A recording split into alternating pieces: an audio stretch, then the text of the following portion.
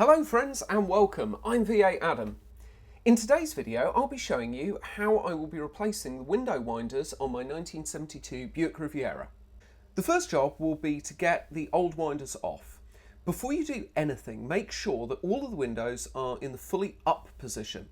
This is because it will make it much easier down the line to align all of the winders so that they all match each other. I've already taken this winder off so that you can see what's going on back here. You can see that there are some cutouts on the winder either side here. These cutouts hold a horseshoe shaped retaining clip that you can see here. I'm just going to fit this clip back in now to show you how it's held on.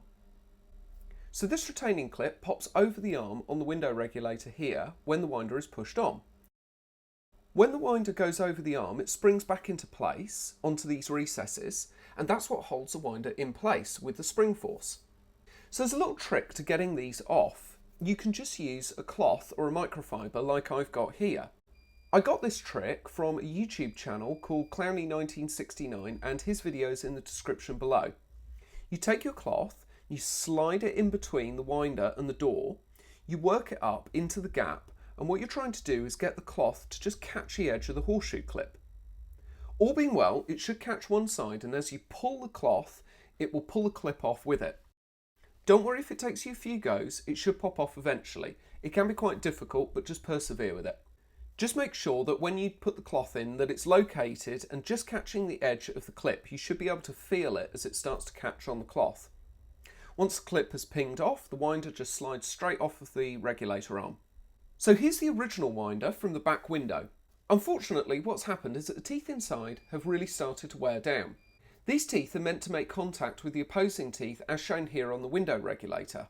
Now what this means is that because the teeth have worn down, the winder just slips and it can't get grip in order to pull the window down. The other windows around the car are actually fine and take the windows up and down without issue, but I want to replace all of them because I want all of the winders to match each other.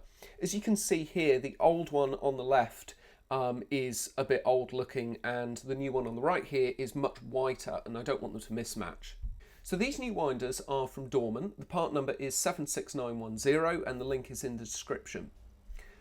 For reference, I'm just going to show you here the difference in the teeth between the old winder here and the new winder here. You can see that the new winder has much more pronounced teeth and they're much deeper, which is why it's going to work better. So before we do anything, let's dry fit the new winder and see whether it actually works pulling the window up and down. As you can see here, even just fitted loosely, it pulls the window down and winds it back up without any trouble whatsoever. It is worth noting that the new window winders don't come with these plastic spacers, so make sure you keep your originals as long as they're not damaged. I would recommend getting some new horseshoe clips because when you pull them off with a cloth you can distort them. They don't cost very much and it's worth just changing everything while you're here. So make sure that you fit the plastic spacers as they were originally, fit the horseshoe clips over the cutouts with the spacer in place, and you just slide the winder onto the window regulator, making sure that you've got it in the right position that you want it to be in with the window fully up. As you push it onto the retainer clip, you'll feel it click into place, and that's it, your new winder's fitted.